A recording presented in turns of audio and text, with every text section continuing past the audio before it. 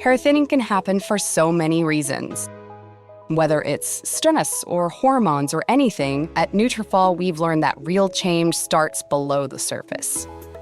Our hair growth supplements take a whole body approach and target the key root causes of hair thinning, so you can see visibly thicker, stronger hair in 3 to 6 months. Hair growth starts from the inside at Nutrafol.com. That's Nutrafol.com. Buy 5 quarts of Castrol Edge Full Synthetic Motor Oil and get a $15 gift card after rebate, plus 2 times points at O'Reilly Auto Parts. O'Reilly Auto Parts. At your job, do you ever have to deal with a nose roller? How about a snub pulley? Well, if you're installing a new conveyor belt system, dealing with the different components can sound like you're speaking a foreign language. Luckily, you've got a team ready to help. Grainger's technical product specialists are fluent in maintenance, repair, and operations. So whenever you want to talk shop, just reach out. Call, click Grainger.com, or just stop by. Grainger, for the ones who get it done. All right, what is up, everybody? Welcome back here to Kickin It With Knuble, episode 6. Mike, lots to talk about. First couple of games for the Flyers. You're back from Washington. How was your weekend? Yeah, it was great. Went down to D.C. for Caps. Washington Capitals brought in a bunch of alumni. It's their 50th year of existence, right? I think the Flyers had theirs a few years ago. Different levels, different times on expansion there. So they had a bunch of guys back. It was a lot of fun. It's 3 days. We had an alumni game and a fan fest and a home opener. And so it was good to catch up with guys and see that. So kind of the perks of playing against, playing for some different teams, and you get to enjoy some of the fun stuff you only get to do with them. They bring you back and, have a good time and catch up. I think the best part about it is catching up with guys, right? And yeah, it's funny. Some of the guys didn't realize, I was 37, 38, 39 years old playing with them, and they're that age now. And they're like, well, that's it gives them a little different perspective on where everybody was, right? They were probably 23, 24 at the time. And now they're a little bit older. So it's, it's funny how it works out like that. So, but it was great to catch up with guys who just, tell the old stories and stuff. It's fun. Yeah, no, it's awesome. I saw the picture the Caps put out of you on the ice there, all the guys on the ice. Mm-hmm. I'm assuming that was the home opener. That's awesome. Yeah. Those jackets were sweet. Yeah. Everybody got these real nice leather jackets, right? And that seems to be a thing. I had about 7 of them piling up in the closet, but they were really cool. And they had your name on the sleeve all stitched in and stuff. And it was pretty neat. So guys looked good on the ice there together. And it's one of the nice gifts. They gave a bunch of clothes. It's really cool. They really did a nice job. I mean, Caps did a really, really good job with it. They had an email, and then it was with your clothes, and you knew exactly what you're wearing that day. They had it all waiting for you in your room. You'd be like, this shirt with this top, and then everybody looked the same. Everybody was like, it's like that old laid out for you. It's like that old Eminem video when everybody's wearing the same thing, and they're walking around town. So it was good. It was fun. Weather was awesome. Food was great. Drink was great. It was great. So nice. That's awesome. There you go. So while you're away, Flyers played 3 games. The one was Friday, Saturday, and then ended up playing the other night, Tuesday. So it's Thursday as we're recording this. This is kind of split up in 2 different sections. So you'll hear from me and Mike here kind of talking about the Flyers, kind of recent stuff now. And then in a little bit, you'll hear from Mike Richards, who's going to be joining us. So that'll be that's going to be a lot of fun. We're recording this before that. As for the Flyers, Mike, and also your son, Cole. Let's talk about Cole real quick. First star of the week for Notre Dame. He's got 4 points in 2 games. He's having a real good start to the year. Yeah, they started at St. Lawrence and Clarkson, which are actually sneaky tough places to play, right? In upstate New York. I think the rinks are smaller. They just have a real tight vibe to them. It's a little different. The teams are made a little bit different. They're a little older, a little heavier than kind of what you see in the Big Ten, where there's more NHL prospects playing, and it's a little more free flowing. It's kind of a little more run and gun. But certainly, it was a good start for him, and points aren't everything, but it's how you're playing too, but obviously it's a confidence thing, and it's great to get started like that. So I'm not complaining. It'd be Big Ten first star of the week. First week is good. Yeah, it's great. Hopefully it's a good omen, great way to start a year. Yeah. So we're happy about that. And We head down there tomorrow. They play Alaska Fairbanks this weekend down there, so in South Bend, and so we'll be down in South Bend all weekend. Nice. There you go. Yeah. All right. So as for the Flyers, Michkov, Luchanko, they make their NHL debuts. There's a lot of stuff to talk about here. I'm just going to kind of run through some things, and then we'll kind of dissect it. Michkov starting the season with 3 points, 2 goals, and an assist. 2 of those goals coming against the Oilers. Flyers had so far they're 1-1-1, 3-2 shootout win in Vancouver, 6-3 loss in regulation to the Flames on Saturday, and then 4-3 in Edmonton, overtime loss the other night to the Oilers, who obviously the whole talk was the Oilers that they're winless and this whole thing. So we'll talk about that in a minute. As for Michkov, Luchanko, we'll start with them because those are obviously the pretty big stories from the first couple of games here. Michkov with 3 points. He looks good. I think the game in Vancouver, he probably looked a little nervous. Took him a while to settle in. I thought the third period was probably his best period. Had a couple of chances, had that little between the legs play on the power play. Calgary, similar kind of thing. I think it was harder for him to get going, Mike, just because of all the penalties and everything that was kind of going on. Obviously, he doesn't play penalty kill, so that was kind of putting a wrench into the lines and all that. Then Ferrell's got banged up, so he was kind of like everything was just kind of all over the place. I thought it was a similar kind of thing where the game in Calgary, he kind of took a while to get going, especially in the third period. He got an assist on Konechny's power play goal. That was Konechny's second goal of the game, and that was his first NHL point. And then the game against the Oilers, it's like bam, right out of the gates, 2 goals. The one, and like of course his first goal has to be like a video review, and then there's a goalie challenge. You know what I mean? Like there couldn't just be like exactly how his second one was, where you knew it was him. But he gets 2 quick ones. Anything that you've noticed kind of so far just to start the year and just like in terms of his play, how he looks? Does he look comfortable, nervous, any of that? Well, you brought up the Calgary game where you felt like maybe, obviously first game jitters, you're not going to say too much about that. You talk about the second game, you felt like you didn't see him at all in the beginning, and then kind of got going as the game got going. Hard to say too. I mean, some young players will wade into the game, like you wade into the water, right? Like they kind of get, it takes a little while to get going, and then by the third period, you start to notice them more. So it's kind of nice to see against Edmonton. He kind of reversed that scenario and had 2 quick ones in the beginning, and then second period, really Edmonton took over. In the third, he was a little more relevant again, and made some really nice plays down along the goal line. I think he's making a lot of confident plays.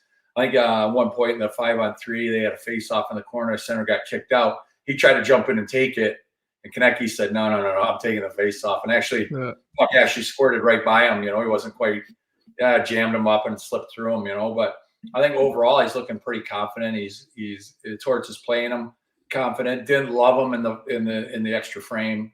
Puck came back at 3-on-0 going one way, and he came back and circled. Then they got a second chance in the middle of the ice, and that's just a young player, right? Trying to win the game instead of kind of like this, recognizing where this is really bad, and I need to just come back and stop, and we need to we just had a 2-on-0 break the other way. Like it's not time for me to circle. And those are, he's 19. He's going to start to figure that stuff out, and so, right. And you got to know who's on the ice, right? You're playing against Connor McDavid and Leon Draisaitl. Like you can't start 2 of the best players in the world. I guess if you really want to think you're that confident, you want to run and gun with these guys, well, you're probably losing that battle in all fairness. And they're 2 guys that have been off to semi-slow start. So, their coach is going to jam them on the ice, and they see a rookie out there. They're like, oh, you get him, go for him, And so, that was it was kind of, I wouldn't say it's too out of character, or whatever, but, it's probably a learning, teaching moment. And Torts, again, figuring out, okay, what do I have in this guy? So but I think overall with him, I think everything's kind of gone as planned, it's kind of like as you could hope for, as good as you can hope for, with knowing what you know in preseason and then leading it into the regular season here. Yeah. I mean, for him to start the year point per game and look like one of the, better guys. And again, I didn't think he was going to come and blow the door off, but it's definitely good to see that he's, kind of getting into the games. And again, like, it's kind of like what you said, like, the more you kind of take it game by game, see how he does and go from there. And he does and at the end of the day too, you don't have a superstar help. You're not playing with David or a Draisaitl. We can really help you along. You're kind of, Yeah. mixed in with everybody. So it's like I say, it's probably gone as good as as well as they could have hoped at this point. Yeah. No, exactly. And then as for Luchanko, like he's a couple of good moments. I think both guys have had some rough moments. They both have taken penalties. Um, as for Jet, there was the goal in Vancouver, the Canucks' second goal of the game that he kind of lost the coverage on. Zamula kind of went on the other side too, and it was like both defensemen were on one side. The center didn't read it, and at that point, it's just a open net for Blueger. He tapped it in. So I mean, I think for Jet, it's 2 games. He has, as of right now, he's got 2 of 3, so he has 7 games left. He did not play in Calgary; he was scratched. Noah Cates came in, and really, I think the reasoning for that is, and what they said was just they didn't want him to get kind of too all over the place, just with all the travel and everything that's kind of been going on, and obviously it's a harder camp and everything. So he ended up playing 2 of those games, played the other night in Edmonton. And I think they did that too more because Frost did get banged up in Calgary. So it literally, like, as soon as we were saying that the Flyers were healthy and there was all this thing about that they're able to go into the year and have all these guys are starting getting banged up. Like Farabee had a maintenance day. Sealer hasn't played yet. Like Ristolainen has been a little banged up. Torch mentioned that they had some bumps and bruises. So like everything's kind of going all over the place. So that's probably why Luchanko also was kind of, out and then in as well. But I think a lot of, and again, it goes back to what you were saying, and also Danny B say, it was Bergeron. At your job, do you ever have to deal with a nose roller? How about a snub pulley? Well, if you're installing a new conveyor belt system, dealing with the different components can sound like you're speaking a foreign language. Luckily, you've got a team ready to help. Grainger's technical product specialists are fluent in maintenance, repair, and operations. So whenever you want to talk shop, just reach out. Call, click Grainger.com, or just stop by. Grainger, for the ones who get it done. And I did some video breakdown on it, and I was looking at some other clips and just how he plays defensively, and he looks just like that. Like and I know it's so early and he's only played 2 games, and I'm not trying to compare him to Bergeron by any means, but it's very exciting, like, to see like the defensive play and just like where to go. And like there was a play in Vancouver that he made, but again, similar thing. Flyers have kind of gotten caught with this a little bit early on. I know this is a long-winded question here, but there was a play in the corner, both defensemen go to the same side again, and he reads it and covers the puck on the other side. Play went behind the net. Like, it's just little things like that, and that's what made Bergeron. You know what I mean? Obviously, he was very good offensive talent. Face-offs, all that too. But it's just the little things from Luchanko that I've been noticing the most. Yeah, I mean, again, like the decision making that has to happen, at the NHL level is so lightning quick, and especially when you're a centerman, right? And recognizing where there's trouble, this isn't shaping up right. I've got to bail out, and I got to get out of here, and I have to be, 2 defensemen in one corner. I can't have my brain turned off, and I'm supposed to go in the corner. Oh, well, now there's 3 of us in the corner. You got to be able to recognize danger where there's trouble. What I would like to see is like face-off percentage a little bit higher, but again, that's been a team issue too.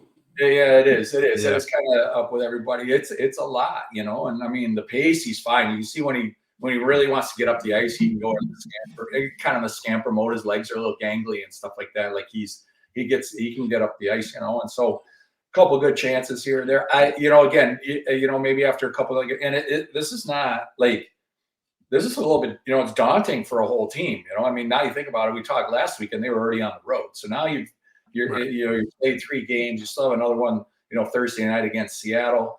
You're still not out of this. You're probably red-eyeing back because you got your home opener.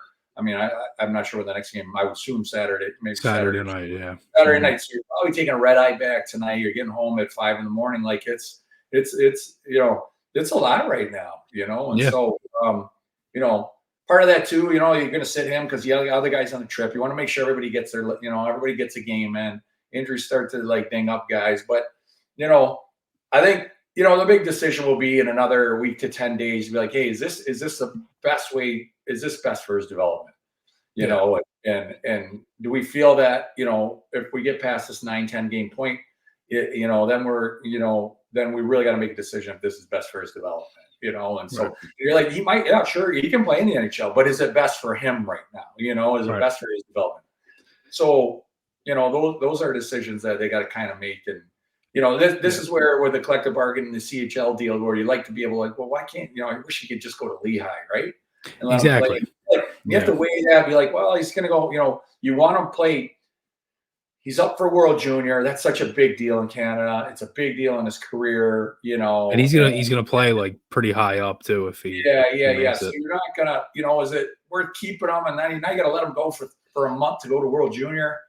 And now, and it's just these questions. So some of the stuff has to pile up, and that's why the brain trust has been there for a while, and they've had experience with this. And so there's multiple questions that you have to ask, and his situation is a little bit different, but for a daunting start to the season, I mean, it's going pretty good, could have gone better a little bit. Yeah. You like see a break, and then kind of see, these games pile up and you're kind of down on the bottom of the stats, and you got to wonder how that wears on guys, and you're kind of like down at the bottom, but I don't know. So there's a lot of little factors that factor in here to kind of see what's going to be best. Again, for his development is the big thing, and so Exactly. it's fair to him to his development process. Yeah, no, for sure. I feel like for me, like if it keeps going like this, and there isn't any moments where it's like, okay, he's earned that, he should stay.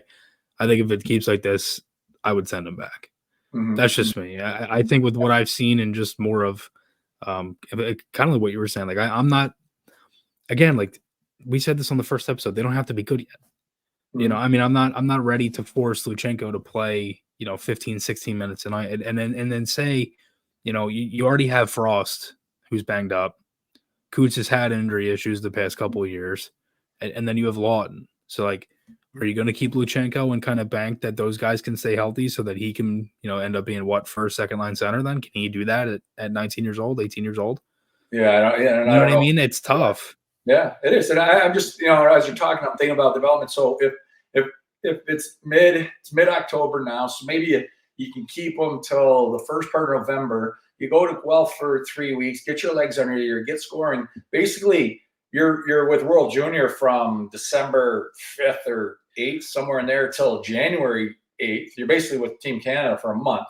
So now you're into January, and now maybe go back to junior and play January, February, March, depending how their team's doing. They're done around March, and then you can kind of figure out. Then you send them to Lehigh. So at the end of the day, you're probably playing 30 junior games. You can play 9. With the NHL, you probably play 30 junior games. You're probably playing 8. You're probably playing 10 or 11, including exhibitions with World Junior. So, and then you go to Lehigh in March when the junior season's over. And so that to me seems like a decent plan as well. You get a lot out of them. Kind of cross. That World Junior thing is a big thing for a kid in Canada. It's really big. Really the only way you're going to skip that is if you're a top 2-line guy, and do you see that happening yet? I'm not sure. I don't know, so it's, there's probably a nice development plan there for them. If you start piecing it together, you can really kind of see how it's going to play out. You'd be in Lehigh Valley by March, and then, see what happens then. So. Yeah, I mean, for him to go to the AHL, the rule is that the player must be at least 18 years or older on or before September 15th of each season. So I think that ends up working out in Luchanko's case, and then he would be able to go. I forgot, as you said that, I forgot that they changed the rule because I know it was 20, I think, right? You had to be at least 20. It's a CHL deal, right? So if you're playing, you can't, if you're not playing on the NHL team with this in your CHL player, then you got to go play in junior, and it kind of affects that. That's going to come up probably in the next CBA. Teams are probably like, we got some real tweeners here that might not be the best for them, might be better for them. It's kind of protecting the junior teams, right? So their products, they don't want to let their stars go to the American League. Now we're naked in junior. We don't have our stars back. So, if he's a college kid, to your point, if he's a college kid and leaves college at 18, Macklin, Celebrini, these guys, then he can go to the American League. It's funny. It's a CHL thing, right? So it's interesting how it works. So, yeah. All right. So as for some of the other guys, Farabee, Brink, they look good. I think, and Mike, those were two guys you mentioned that they were kind of finishers that they had jet with to start the year. Both those guys have been finishing. Brink had a really nice. He scored the other night. It was a deflection, kind of self-made deflection on that for Ekholm on the Oilers. He had a goal the other night. Farabee had a beautiful goal, 3-on-2 rush.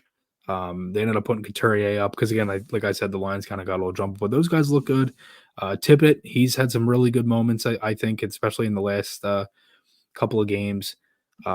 As for some of the other veterans, too, a lot of people have been pretty unhappy with them. Guys like Lawton, guys like Couturier, guys like I think Paling's had a really rough start to the year. Couple of penalties, couple of just like weird plays, and he hasn't been good in the dot, and really no one has. I know you touched on that. We'll kind of dive into that in a minute, but just any thoughts on some of the guys I mentioned there? Yeah, I mean, okay, so you go back to Brink and Farabee, like, they kind of know that there's not their kind of spots are not on the line, but hey, like we don't want to be like a bubble guy. We want to be like one of the roles, one of the guys here that's going to be here in the future. And Brink plays pretty hard. He gets in there. He knows he's got to get there with his feet, and he's got to be kind of pesky. Farabee had a great fight against Corey Perry, which was it was great to see. It's really that does a lot for a team, and amongst the coaching staff, gets guys talking, be like, hey, that's a good fight. Honorable. It was brewing during the commercial timeout, and so. Just adding that, scoring a goal and adding that to your game is pretty good. So, and then, and Tippett, watching the Edmonton game, boy, was he like dangerous, right? And yeah, like, he's a big load coming down the ice and skating, and, he's a lot to handle, right? And he's Did you see he had that play on Ekholm, the little one-on-one move. Did you see that? Yeah, when it's and then came back again, and then hit the post. That was a nice sequence, really nice sequence. And other points, during the game, he's shown pretty nice skill set, and getting around the ice. But and then when teams are, struggling, there's always, it seems like it's like clockwork, hey, okay, now, there's a lot of focus and talk on the young guys, and they're like, okay, what about the veterans? Well, the veterans on this team seem to be down, in the third or fourth line guys and killing penalties and playing that style. And, once the PP start happening and game, they can get choppy and they're there for a while, and it's hard to get some momentum going, and so it's, again, people are, always chatter about the veterans. Hey, you got to do more. And they're veteran guys. They know, they're like, no panic in them because they know like, hey, we're all right here. We're all right in this road trip, and if we have a win tonight, we're really good. And then we can get back home and start getting to, kind of real life up and down the East Coast, so they, that's not, none of that's lost on any of them, but I don't think they're panicking. And I think as a veteran, you realize that, and you're always out there doing your best. And sometimes the games don't line up that way. They get choppy. There's penalties, there's stopping, starting, PPs, you're kind of, now all of a sudden you've been on the bench for 15 minutes, and it's like, you can't get going. So, again, a lot of this is still in motion, wait and see. Again, I think we talked 2-2 on a trip would be very good. At the end of the day, you've gone to OT twice and still with it would be great to get a regular, regulation win. Yeah, that would be a big deal. And then you're flying home on the plane. You're like, that was a pretty successful trip, guys. Points in 3 or 4 games, and five out of 8 points. Yeah, that'd be really, really successful trip. So yeah, yeah, no, for sure. And then especially when you're coming home and you're playing a team that you just played, so you're a little familiar with them too in the Canucks. So we'll see. It should be interesting. All right, couple other things. Goaltending and special teams. So Sam Ersson looks very good. He's stopped 67 of 69 in the preseason. 2 starts here to start the year. 24 of 26 in Vancouver. 27 of 31 against the Oilers. I know the Oilers one doesn't look as great. He had some great saves. He's been rock solid to start the year. Fedotov in Calgary struggled, had a couple of goals that were like, whoa, he was kind of like way out of position on the one on the power play, on the second one from the Flames. One of them ended up going off Huberdeau's shoulder. It was just one of those kind of nights. Like it was just everything looked like it was just bound to go in, unfortunately. And I can't, like, Ersson on one hand looks great and it's awesome, and it's like, great, like this guy might be the starter. And then you start hearing about some of the other Flyers goalie prospects and Igor Zavragin and Carson Bjarnason and all those other guys, and you're like, all right, well, the Flyers are a little bit of a goalie factory is what it seems like. And then you still have Kolosov, everybody else. And then you see Fedotov and you're like, oh my God, like this is rough. For me, I don't look that way though, Mike. Like I mean, like this is a guy who's played like he's played 4 games. He started in I think 2. Off the top of my head, the other one he kind of came into. The other 2 games he came into. I think he's played like maybe 10 or 11 periods in the NHL. Yeah. And that's just not enough to see what he is yet. Yeah. No, and in all fairness, right? You know, it's a lot, and Yeah. you know, coming over here, getting your, you know, again, it's a different game over here than it is in Europe, and things are more compressed and more intense, and things happen a little quicker. You know, plays a little more bang bang in front of you, and a little more scram. You know, like there's a lot of action. The players are sharper, and you know, players shoot better, and there's a reason why they're in the NHL, right? You know, so some of that takes time. Is that, you know, it's a knee jerk, you know, like, there's going to be, you know, I can see a goalie battle developing for the 2 and 3 spots, you know, between, you know, the 2 Russian guys, you know, and how long do you let that go again? So there's always that fine line, right? So it's like, you know, as a coach, as Torts, he's like, well, I can't play Ersson every game, but I got to get wins. And I'm not sure about the other guy yet, but I know I got to figure out the other guy. So I got to play him, but now I'm worried we're not getting wins. So it's like, how long does this little cycle go? You know, and that's kind of where, you know, it's a little bit of a experiment. It's a little bit of hoping. It's a little bit, well, I can't hope too long here, because all of a sudden you start dropping games, and it's like, when you pull the plug on it, when's the next guy get the shot? So in all fairness to him, he's going to get a few more reps for sure. You know, and I don't know if they announced their starter for tonight yet or not, or they wait. I'd assume it's Ersson. I'm assuming. Yeah, see, I'm not sure. You know, I don't know either. You know, and so because you got a home opener, and then, you know, do you want to play? Then that means you give him Fedotov the opener, because you can't come off a cross country flight. You know, you got to I don't know. You got to probably, especially because next week it's 2 back-to-backs. Yeah, Tuesday, Wednesday, Saturday, Sunday. So you're going to play them both. You're going to play them both in the back-to-back, and I don't know. The trip's getting a little bit long. I don't know. You got to start getting this guy some games. You guys still got to figure out what you got, right? So it's. I think they go with Fedotov, but especially Seattle too, because they've struggled to score, and you know, they're not. Kraken are just kind of like, they're kind of like in the middle of kind of what they are. I don't think they know what they truly are yet this year. Obviously, nobody does, but I think you get what I mean. Like they're coming off of a year where they, you know, went from one of the best teams in scoring to one of the worst. We talked about that a little bit. I think it would probably make more sense for Fedotov in that tonight. It does. And then you go home, you got the home opener, and then you're home and home with Wash, right? So you want Ersson probably playing 2 or 3 of those, you know, and then you know, Fedotov will get one of those, you know. So you feel like you got to get them in. Again, you're you're trying to help one goalie out, and you're trying to get a read on the other. So it's like you got to, and there's no other way but to play, you know. So you got to get out there and play them and see what happens. Yeah. That's my for sure. And then looking at Ersson 2 of the next 3, you know, home and home with Wash, and probably give him the home. Yeah, exactly. Because then too, it kind of dials down. Like, you're only going to Washington, and that you have a back-to-back, but they're both home games. It's a 1 o'clock game, and then a Saturday, or a Sunday against Canadians at home. So it kind of goes, you know, back and forth there a little bit. Yeah. As for the power play and the PK, so the power play right now, they went 1 for 4 against the Canucks, 1 for 4 against Calgary, 2 for 7 against the Oilers. Technically, it was 3 for 7. You know, we were talking about that before. It like just ended. It's 2 for 7, but for all intents and purposes, it felt like 3 for 7. Right? Yeah, it did. Yeah. No, 100%. And then they're 4 for 15, 26.7%. As of last night, they were tied for 10th in the league. That's obviously excluding last night's games when I was doing these notes. Face-offs, not great. They are currently about 46% on the season, 28th in the league. They were really under 45% for 2 of those games, the Oilers and the Canucks, and then the Flames, they were a little bit higher at 55. Rough start in draws. Obviously, you know, those are huge. You know, less possession of the puck. You're always chasing it then, all that. And then in terms of the power play, it's had some good moments. You know, they've kept the pretty much both of the units have been pretty much kept together. They've had Michkov on that right flank. Draisaitl been the main power play quarterback. I would like to see Cam York used in it more. I think the second unit was very good against Vancouver. First unit's taken over a little bit as the season's kind of gone on. Penalty kill wise, they've been fine. There hasn't been really much that's been brutal. They did give up a couple power play goals in Calgary. The one was a pretty long-winded 5-on-3.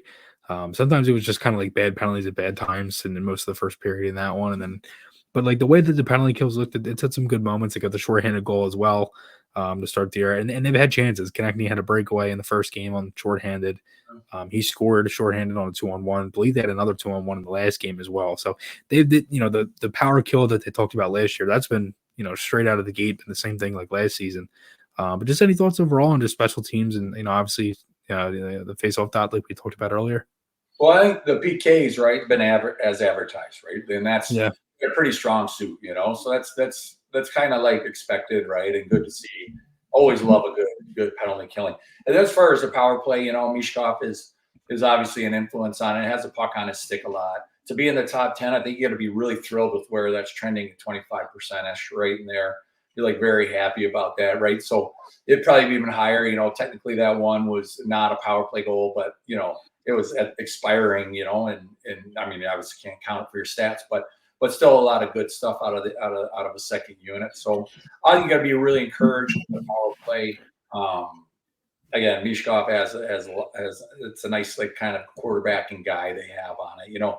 Drysdale, I don't know if he's been much of a factor on it yet, but certainly been some nice confident plays. You see Michkov making some confident plays. He hit Konechny out in the slot, a little sauce from the goal line, really nice play. Kind of hit Skinner right on the shoulder without him moving. It's more TK just kind of hitting him, versus him making the save. But little confident plays, little 10-foot plays like that are good. So I think that's trending in the right direction, and probably to get better if they, these units kind of get some cohesiveness and some, kind of that little feel that good units have, little plays that you don't necessarily teach, but the guys pick up on, and night after night they go back to. And then the faceoffs, you really have to do a little deeper dive. I'm sure they are with their centers. Are we losing them clean? Or are we losing 50-50 battles now? Now centers get all the attention. And for people to understand in faceoffs, it's 3-on-3 on faceoffs. Like you really need your wingers, and it's kind of a lot of attention goes to the centers and who's good at them and stuff like that. There are guys that are good at them and win a lot on their own. But to bump your percentage another 5 or 7% as a team, you really need wingers to get in and fight, right? And they've got to crash. They can't spectate on the side, and it's really hard unless you had a coach. It's one thing I didn't really appreciate till I played for a certain coach was that how important the wingers are, and you want to have your center out. That means you have the puck, right? And there's not a center out there that doesn't love having great wingers on the draw, man. Hey, you're helping me, help me help. Right, help us all. So wingers, it's a source. It was a source of pride for me as a winger to really, when I get in there. Like if there's a puck and it's laying, say you're at center ice, it's laying on the red line. Like I got to beat my guy to it. I got to get it. I want your percentage to go up. I want to be, because then at the end of the day, when the game's on the line, guess whose line's going to be out there taking draws? Our line. Yep. So you do it for selfish reasons, but it helps the team too. Like it's such a benefit, and your center's going to love you. When you get in there, stick your nose. Like faceoffs they're not just the center, man. And it's so you got to really see, are we losing pucks from the wingers? Are we losing 50-50 battles? Are we getting clean? Now, if we get clean, that's one thing. We're going to work on technique. We're going to work on start to examine a little bit closer. But then as a coaching staff, you can be like, hey, wingers, we got to be better on draws here. Like our centers are creating 50-50 pucks, and you guys aren't quick enough to get in there. And you're losing. And when you get there, you're losing the battle. So got to analyze that a little bit deeper, I think, and what's the root of it. Yeah. Is there any stories off the top of your head from just like plays off the draw or anything you can remember, just like chirps or anything like that? As far as, well, it's just, guys like, I don't know, and guys like, I remember just Eric Lindros, like bull rushing guys, when I was with the Rangers, there's different ways to do it. Some guys come power, there's you're going to run me over, or they give you the accidental butt end. You're at center and they spin and there's an accidental butt end flying by your chin, and you're like, like, oh yeah, sorry about that. But then they're like smiling as they're going away. Right. But, and it's, I actually played with one guy in Washington, Dave Steckel. So he was kind of a face-off guy, and talking about face-offs, and he gets thrown out there every draw, right? So he was face-off specialist, and it's like he win the draw, and then he's immediately going off the ice. And then finally told him one day, hey, You know what? Actually, the better you're the one role right now, the better you do your job, the less you actually play. Because you win the faceoffs, it goes down the ice and he changes. If you lose the draw, you get to stay on the ice, right? But he was so good at winning faceoffs that they throw him out there, win the draw, and then he'd get off the ice. And you know, it's like you do your. That's usually it works the other way. You do your job really well, you get more ice time. His was less. A good faceoff guy who's coming out late in the game. The better you do your job, like a Luke Glendening in Tampa Bay. The better you do your job, the less you seem to play because you win it, they clear it, you get off the ice, they put somebody else out there. So, but I saw in the OT too, he did that with they have Coots out there for the start of the draw, try and get possession. Yeah, and especially in 3-on-3, that's a huge thing. Is you'll put a faceoff guy, your best guy, out for the 3-on-3 because you've seen how much teams rag it, right? Like they don't give a fuck about 3-on-3, which now is getting boring a little bit, in my opinion, anyway. But I agree. And the Edmonton Flyers game the other night was awesome because it's up and back.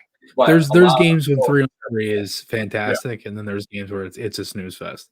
But that's a subtle little play. Like you don't have your best player out there taking the draw. You have your face-off guy out there, get possession, get him off. It's like lacrosse, a face-off, get-off guy, the Fogo, right? And in boys in lacrosse, they face off and they get off the field. So, so there's my tangent on face-off. Sorry. Yeah, there you go. All right, so a couple more games coming up, Mike. We got Seattle, Vancouver for the home opener, and then a back-to-back against the Caps. Any thoughts going into these next couple games? Again, it's guys are getting probably a little bit tired, being on the road and kind of looking forward to and I'm sure they're flying home right after, right? So and that's I just assume that probably makes so much sense. Yeah. But Saturday start, that's a big ask too. So now you're coming in, you're landing Friday morning at 5 a.m. or 6 a.m. or whatever, and you're not going to practice and see you on Saturday morning and then be ready for the home opener. So, but it's the coaching staff's task is to really hey guys, this is it. We got to blow it out here. We got to we have a really good chance and be talking positive. Like we got a real good chance to make a nice road trip out of this. We pull a win out of here, that's a real successful, and we're right there. We got a good chance to really make this successful. So, and that would be my message. Kind of rallying the troops here. Flip the lights on and off. However, we're going to wake guys up and say, hey, this is really important. I know it's game 4 or whatever, but we have a real, this is a real boost. We really take off after this, and you get to go home after, and then we'll worry about that. But it's one of those ones or so. Muster the energy and muster the the willpower to try and finish off with a win. And Harp. No, we don't need to. Let's not tax our penalty killers. Let's not. Let's try and make this. Get this in our advantage. And by not taxing our PK, having the puck, trying to create more power plays, and at least 5-on-5. So exactly. Just for them to kind of end the road trip, make it easy on themselves, and try and make it. Let's not do anything to hurt ourselves. Don't shoot ourselves in the foot too much. Right? Yep, exactly. All right. Anything else, Mike? Any other thoughts? Good. No. Good. I'll thought it out. That's it. All right. We'll send it over to Mike Richards. All right. What's up, everybody? Welcome back here to Kickin It With Knuble. A little 2-part episode here. We're here with Mike Richards, former captain of the Flyers, teammate with Mike. Richards, thanks so much for doing this. We really appreciate it. Thanks for hopping on, and we appreciate you taking the time. What are you up to now, and just kind of everything that's been kind of going on outside of hockey? Yeah, not much. Still in Kenora. I come back here, spend the summers here every year, and then we do the snowbird thing down to Florida. So we're hanging out here until the end of November, and then heading down there, end of November, beginning of December. So lots of fishing up here in the summer. My wife has far too many horses, so we take care of them, and out kind of at the barn 5-6 days a week, kind of doing whatever's needed out there, and then just kind of filling things to do until we get back to Florida. Nice. That's awesome. What kind of horses you guys have then? So I'm not great with that. She's got mares, and most all of hers are jumpers. We got a couple rescued that went to an auction a few years ago, and instead of being put down, and I know people buy them for like horse meat and stuff. Like she went there and bought a couple just to kind of come to our farm as a retirement place sort of thing. So we have like 10 to 12, which is a lot of work for her. She does most of them. We have one person there helping us out, but it's kind of her little deal that she likes to go out and hang out. Gives me something to do because they make a mess, and there's always poop to pick up. That's right. yeah, lots of stuff, like, and just break a ton of things. So it's good for me too. Like it's a little like it's almost like therapy going out and hanging out with the horses, because we got a lot of land. We got like 260 acres, so we can go out there, and we've hunted on the property before. We've they've got little trails and stuff, so it's a nice area to go out to. We don't live on the farm or on the property, but it's pretty close. So and she jumps and we take a horse to Florida too. This year we'll take 2, so she rides when we're there, and I end up golfing and fishing, stuff like that down in Florida. Can you shoe a horse? Do you shoe them and everything? No. Do that? Okay, you don't do that stuff. Right. Yeah, no. So it's funny, like I thought you were like a cowboy or something. You're no, like I'm not comfortable. Like I never grew up with horses like she did, so like she's comfortable around them. Like she'll they're massive animals, obviously, but she just like manhandles them, or like woman handles them, pushes them away, and I'm like kind of 10 feet, stay clear. So even after, I think we've had the barn for I think 5 or 6 years now, and I'm still just kind of keep my distance. I'll go in there and clean up the stalls and do what I need to and bring them out, but it's the bare minimum and interaction with the horses. Nice. Yeah. So just kind of going off that then, in terms of hockey and stuff, obviously you guys are, I know Mike, you just played in the alumni game the other night for the Caps. Richie, I'm not sure about you, but I know you guys played in the alumni game in January. How was that? How was the experience, just kind of getting back into Philly and things like that?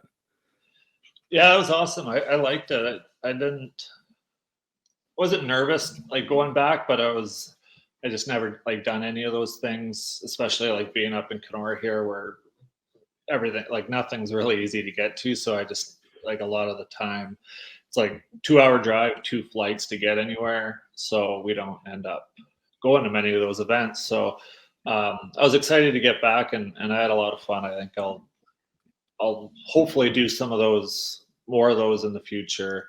Get back to Philly, especially because I like going there, watching the game. And even when we're down in Florida, like in West Palm, we're still an hour from Sunrise, and then Tampa's on the other side. So I don't even get to see many NHL games anymore, and we're 2.5 hours from the Jets. So it's not like nothing's an easy watch to go to a game. So I had a lot of fun. My wife enjoyed being back there, and just getting to see, I guess, everybody again. I think that's always the best part. Like going into the dressing room with the guys. A couple of years ago, we had a 10-year anniversary of our 2012 team, and it's just amazing how much changes, but how little all the interactions with everyone else is too. So it's always enjoyable just to see your teammates again, because it's pretty crazy how when you're finished, how it'll go from like once a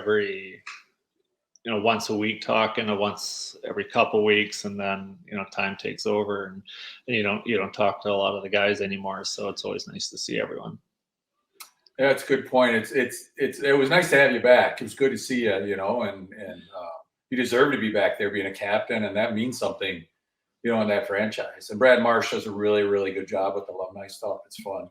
I get what you're saying, though. It's a lot of work to get to the airport. It's all day, or just even go anywhere, right? But yeah, I thought, like during that game, man, you were in great shape. You were in game shape, man. I thought you were phenomenal. Like, I can't keep up with Hartnell and I, and they set me up about 5 times, could not convert. That's just being over 50. But yeah, it was fun. I think with 15,000 people were watching that game, and it was it was a pretty big deal. It was a lot of fun. They do a real nice job of that. So it was great. It was great. Awesome to see you. Like you said, catching up with guys is always fun.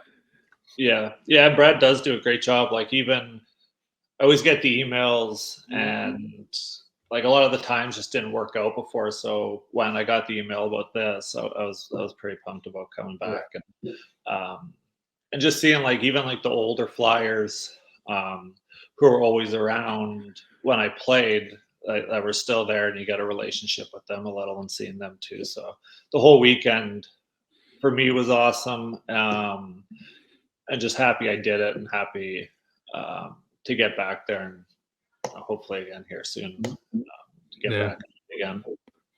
No, it's awesome, especially too with just like how the Flyers have kind of gone, and it's kind of you guys were in an era that was a lot different with the fans and everything too. I'm going to start with that.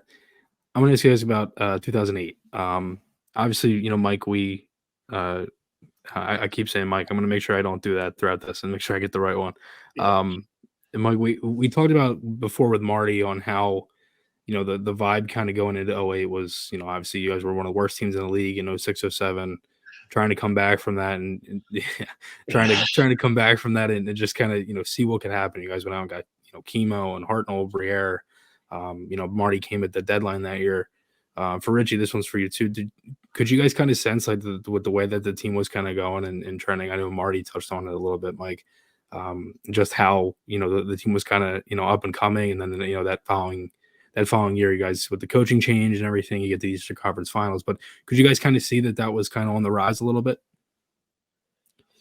Yeah, I think even that year, like we were so bad that the 07 year.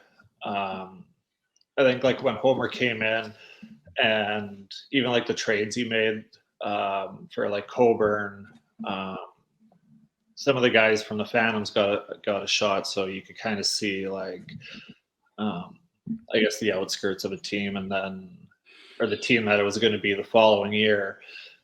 And then I think we signed Chemo, Danny, who are like huge stars. Chemo I didn't know as much of. Just him being in Nashville, you don't see as much of the Predators on the national kind of stage, but then just like getting to know him and seeing him in training camp, and like, you know, we were going to be better. It's hard to say that like we were going to go on. Like I think that year we went to the conference final. Yep. Yeah. So it's always like obviously you got to have some luck with that, but I mean there was no doubt we're going to be better than the year before. That's right. That is for sure. Yeah. Yeah, it was. Yeah, that summer was transformative a little bit. You know, bringing in Scott and Chemo and Danny, and it was kind of, you know, taking another big step forward. You know, Marty, was Jason Smith the captain? Was Jason Smith the captain? Yeah. He's a hard guy. Yeah, no, and he was a great captain and would do anything. And then you and Jeff were kind of getting you guys were becoming like significant players in the league, not only on the team but pretty well recognized around the league as like legit good young, you know, kind of that next generation. So, you know, a lot of signs or a lot of things pointed in the right direction there. And you knew that the year before, like, you know, when the Flyers are down, like there's going to be something's going to happen, right? Something's going to happen. They're going to fix it quick. So, but yeah, that one to make the conference final, yeah, felt like geez, we could have even done a little better, but it's the way it works out, right? You know, but yeah, we were there. We made a big step forward, which was good. So yeah, and that year kind of set the Flyers up for the next like 4, 5, 6 years. Obviously, Richie, you know, went to the Cup in 2010. Mike, you ended up going to Washington after that a little bit. In terms of kind of where the team is now, obviously it's a rebuild. You know, one of your guys' teammates, Danny Briere, now GM of the team. You have Keith Jones, who's kind of involved. Just Richie, just any thoughts on just kind of where the Flyers are at now and just kind of the state of the rebuild and all? Yeah, I was happy last year to get to see them live because you could see on TV that they were a team like similar to us, I guess, and when not as bad as we were that year, but they had a lot of good pieces that just, you know, were kind of stepping towards kind of being a really good team. And I think they were, even when I watched them in Philly, hopefully the Michkov is going to turn into that superstar, because it just seemed like everything they were trying to do on the ice, they just had to work so hard for it. So when they don't have like that superstar player, you're always having to like work for your goals, and nothing comes easy. Where when you have a superstar, and hopefully, obviously, this kid's going to get better and hopefully turn into one. But when you have those players, it just makes scoring so much easier. You don't have to work as much for it, and when it just makes the game so much easier when you have stars. It's just you just need one. It's the truth. Yeah. One chance and it goes in. Where when you don't have those players, it just seems like you need 4 or 5 of those opportunities to score. So that's what I noticed last year with them playing, and obviously they have really good players. But I was glad to see that at the deadline, Danny didn't just go out and give away draft picks just to try to like push for the playoffs, because I think you could look at that team, and even though they might have made the playoffs, I don't know if they would have went deep. So I think it's encouraging, I guess, if you're a Flyer fan, to see that he's trying to build a championship team instead of just a playoff team. And I think sometimes in the league, if you look around, you can see a lot of teams just trying to make the playoffs and hoping to win instead of trying to build a championship team.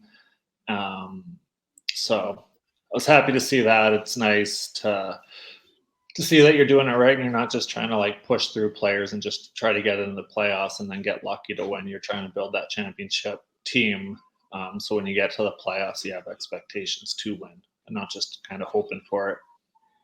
It's always kind of patience in that method, right? So living in Michigan, the Red Wings are now 6 or 7 years into this plan, the Iser plan, right? Steve Iser. Yeah. There's patience, and Jonesy and Danny are new, right? So you got a little, the leash is a little longer, but every year it's like the leash starts. Where's my hand? The snip, you snip a little more off the leash, and the leash starts getting a little, starts to tighten up, and so, but it's true. It's always that fine line. You have these draft picks, but they're still 3, 4. Most of them are 3, 4 years away, and it's and it's great to have all these picks, but sometimes we need some players now, and the fan base wants it like right now, and it's hard. You can sell the plan for a bit, but then you've got to start making chunks of progress, and not like a point or a couple points here and there, like a nice jump forward. And you're not going to keep going forward every year. You might have to go lateral one year, but as long as you can bite off a decent chunk in the standings, it's hopeful. Is that going to start this year? It's hard to say already. It's tough too for them, like draft picks, and you can bring it to the Flyers too. Like if you look at like how many players actually turn out from your draft picks, like it's tough, especially to find those like impact players. So like, I don't know, like draft picks are great, obviously, and you want to like build a team, but you just have to hit, and it's so hard, like 18-year-old kids to draft and say like, this guy's going to be, the next superstar on your team, which is another thing too about like everybody in the league getting these long-term contracts when they're 21, 22, 23, and you're trying to draft them at 18, like the same type of thing of like kind of making sure that they hit or that they're going to be superstars is so tough. Like you don't want to say that it's lucky, but like you do have to get a little lucky on. Oh yeah. Other than maybe your top 10 draft. Yeah. Like no, 100%, and especially too, like if you look at in recent history, like Flyers haven't really had a lot of guys that they've hit on. Like they've struggled in terms of player development, and in the last 5 drafts, they have 3 guys on their team. Yeah. And 2 crazy. of them are Flyers used to be really good at like drafting. If you like look back to our kind of before us, like Justin Williams, Patrick Sharp, good, Simone Gagne, like me, Jeff, Claude Giroux, and you can kind of go through it. Like they always seem to find good players that weren't in the top 10, really. Like JVR, JVR, I mean he was a 2, yeah. But they always, excuse me, they always seem to find those really good draft picks. Yeah.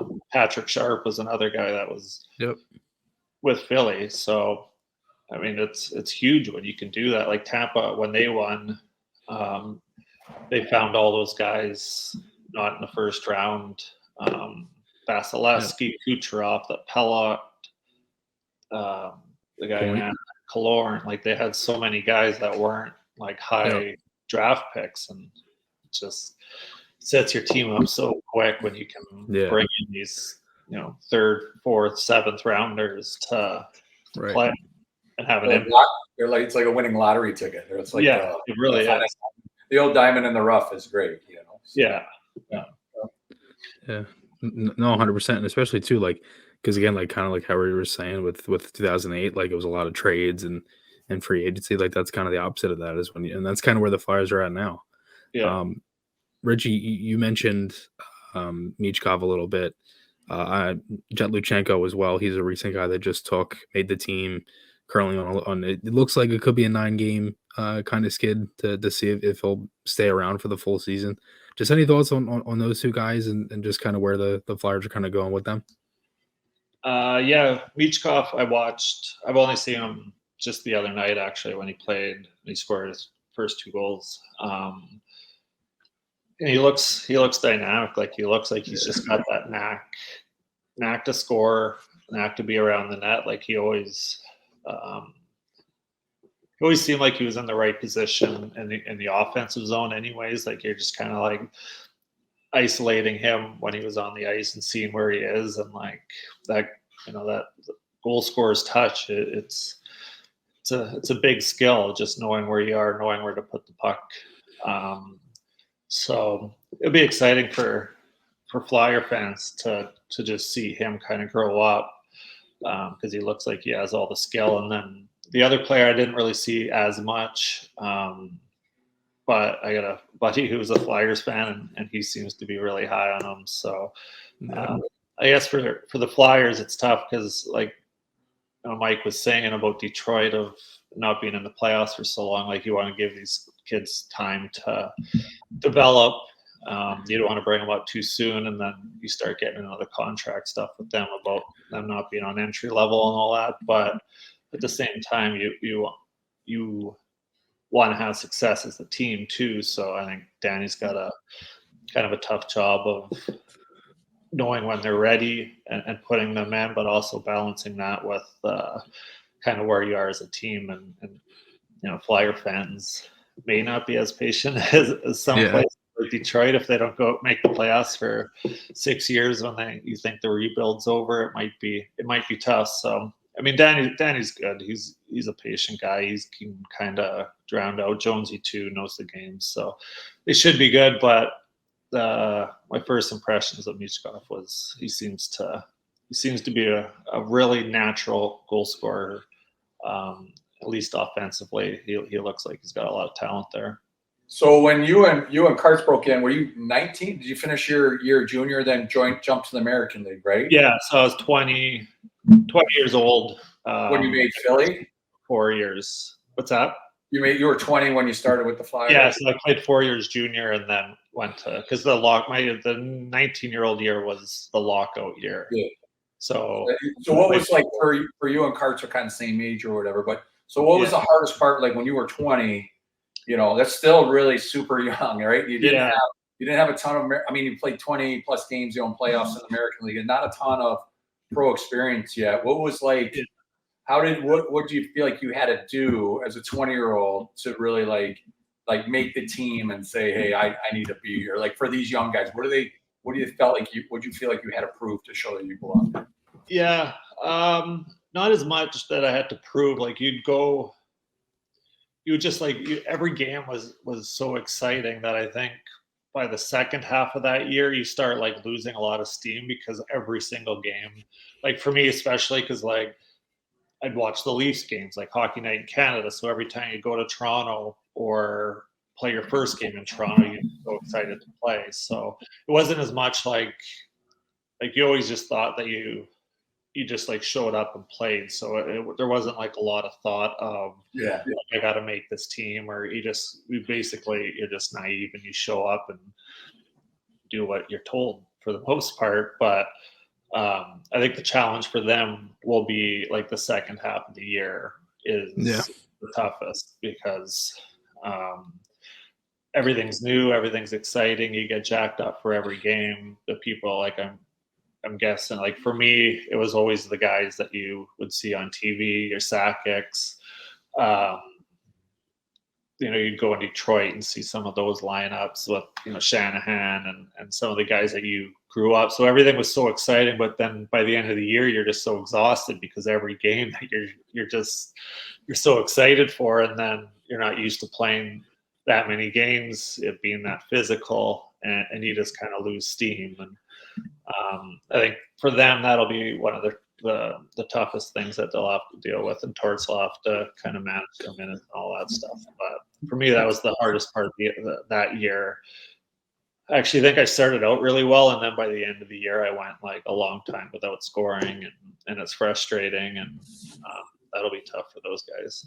So it's a good point, like for younger players, because you kind of get through through Christmas, through the New Year on adrenaline, and then your stamina for the second half is kind of that old man strength, right? You kind of get in your body, and as a younger 19-year-old, you're not there yet physically. You got to be 23, 24, where your body settles in and you get heavier and you're kind of ready for the rigors, right?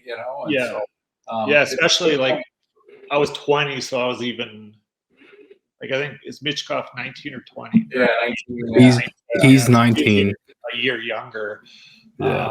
And the game obviously now isn't as physical as like my first year, but it's still like it's a lot of travel that you're not used to. It's a lot of games that you're not used to, and like even though it's not as physical, it's probably it's a lot faster now, so you're skating a lot more. Mm-hmm. So. It'll be interesting to see how he does with that, but it's not even that you're like there's only so much you can do off the ice with keeping in shape. It's just the energy levels at like you said, the adrenaline for every game, and up until it kind of just hits you at game 47 in January when you have that lull, it starts getting tough, and your legs start getting a little heavier near the end. Yeah. Well, it's nice now. You got a built-in bye week. You can go on vacation for a little bit. You got something to look forward to. 2 weeks this year, don't they? I know, it's like crazy. So, I mean, I would love that. You're going to get a 6-day beach vacation if you want it, and 2 weeks without games because of the Four Nations thing. This year. Yeah. Like, but then that works too. Then now everything starts to get compressed a little bit, right? Yeah. So, maybe you're playing 14. A lot more back-to-backs. And they pay a price a little bit for that, for sure. It kind of compresses stuff. So, it's a good point. The second half and first half's kind of energy, and you're excited. That newness starts to wear up where everything's new. It gets tiring, right? When you're a first-year player, like everything's new. This town's new. This rink's new. This is new. This hotel's new. This restaurant's new. Like it's like everything's new all the time, and it's like you kind of get sick of being new. I think that's the second year. You get that. Kind of that newness factor's gone, a bit familiar, you get a little more comfortable, and sometimes the second year, that you kind of pop forward. Yeah, the second year I struggled too because, you don't have that same adrenaline. Like you still are going to the games, and it goes from the adrenaline of a new season to not old hat, but you're still not realizing that it's your job. So you're just going there to play, and you struggle with it a little after your first year, you're a pro, and you obviously work out, and then you go into the second year, and you're this like wily veteran now that like you kind of take things for granted, and you don't have that same adrenaline. I think a lot of people struggle with it their second year because they don't have that same excitement from your first year for every single game, every new place, every playing in your hometown, stuff like that. So and then third year, usually you kind of have it not figured out, but you're a little more comfortable and realize where you're at. Sure. Yeah. No, it all of it's definitely fair. I think especially too, like Mike, you touched on the schedule.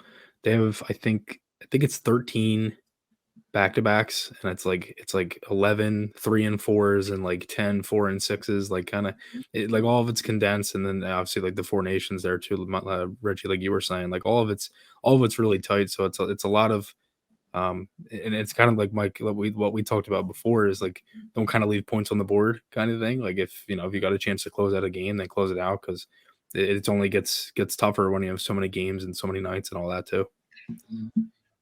Yeah, that would actually probably be even tougher for a rookie. All those back-to-backs, like you get 2 weeks off to kind of get your energy back, but like all those back-to-backs you're probably not used to. And then like if the team goes on a little bit of a skid where you're not playing very well, like instead of a 2-week stretch where you may have 5 to 6 games, now you have 10 games in 2 weeks, and that's a lot of points that you're not playing very well for. Right. Yeah, no, 100%.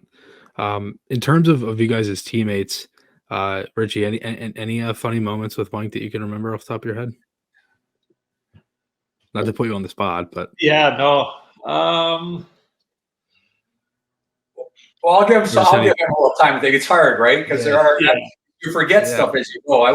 I'm mad I don't write stuff. I should have written stuff down as I went. Just day-to-day stuff, because it's the stuff you forget. But like one thing with Mike, he was a younger player, single at the time, so we were a young family. So we'd have Mike over for Thanksgiving a couple times, for the U.S. Thanksgiving, just because he was around. I think you took your first house was in Haddonfield, or you're renting in Haddonfield, right? Yeah, right in our neighborhood. And so we're like, this kid can't be on his own for Thanksgiving. So we're like, just come over. And sure enough, our kids were the age, Cole and Anna and Cam, they were under 10, all of them, I think. And, the knee hockey, it was like, Mike Richards going to play knee hockey. Yep. So it was down the basement, make him be on his hands and knees and crawling around the floor, just so you want to do on his off day. I always thought it was the best birth control you could ever have, was come to our house and play.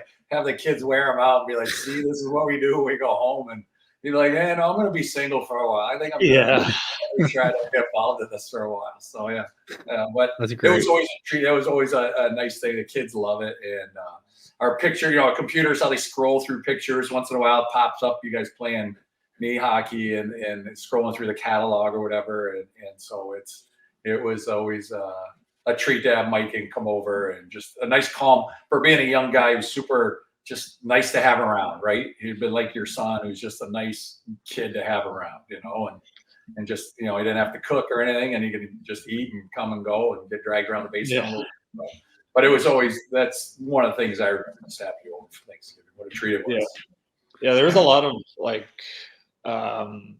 we'd go over to Sammy's kid, Sammy Kapanen's house our first year, and then like Kasperi, we played against him not long ago. What was it? When I was in LA, I think was his first year in either Toronto or Pittsburgh, but it was funny to see that. And then Jeff Sanderson's kid now in Ottawa. So it's just like, it's always funny just realizing, I guess, how long ago that was. And, these kids around the room, Danny Brayer's kids, like stuff like that, or, like in and around the league now. It's always kind of cool, but it's always like, it's crazy to think like, man, that was 16 years ago, 15 years ago, whatever it was, to see that. But yeah, we had a pretty good group there in Haddonfield. Like I remember picking you up for games, and like Johnny Stevens was so mad when we switched it from the practice rink. And when we moved downtown, there's a big group of us, and then we switched the morning skates from the skate zone down to the Wachovia Center at the time, I think it was. But Johnny was so mad at everyone for thinking that it was just us moving it just because we lived downtown, but it was like Danny and Pete and that. But yeah, it was a pretty good group out there in Haddonfield. That's funny. I used to have you come pick me up. That's right. You take me up. You had like an aviator, right? A Ford or Lincoln aviator. Yeah. Your sensible car. Yeah. Nice sensible car. Oh, yeah. I remember that now. Yeah. It was like tan. Was it tan or something? It was kind of something like that. That's funny. It's funny. So they come pick me up. Yeah. So my wife could drive down with the kids or whatever. Nice. That's awesome. I forgot about that till you said that. That's right. Yeah. That's funny. All right. So the last thing here, Richie. Each week we do trivia. So I ask Mike a question about himself. I'm actually going to be asking him a question about you. So Okay. this will be interesting to see if he gets this one. So Mike, your teammate here, Mike Richards, is tied for third all time in shorthanded goals in a season as a Flyer. How many how many did he score and what season? All right. Well, he was actually really good at this. So it's more than 5. It's probably less than 10. So I'm going to say 6. And You know what year? He was dangerous. Like he was really sharp on a PK. Like he was savvy, Yeah. real savvy about knowing where the puck was going, picking stuff off. He had a good stick too, So I'm going to say 6-ish, and it'd probably be maybe that year we went to the conference. Was it 08-09? Yeah. No, because the other year you guys made it. 09. Yeah. What is it? 08-09 season or 07-08? In both years you played Pitt in the conference. All right, so I'm going to say 07-08, 6 goals that year. You're close. It's 7. You got the season right, but it was 7 goals. Right, yeah. Yep. I remember he was really good at it. He was really good at it. So yeah. I stumbled on YouTube the 5-on-3 shorthanded goals, the one against the Rangers, the one in Vancouver. There was a couple of those. Yeah. That's funny. He had a real good knack for that.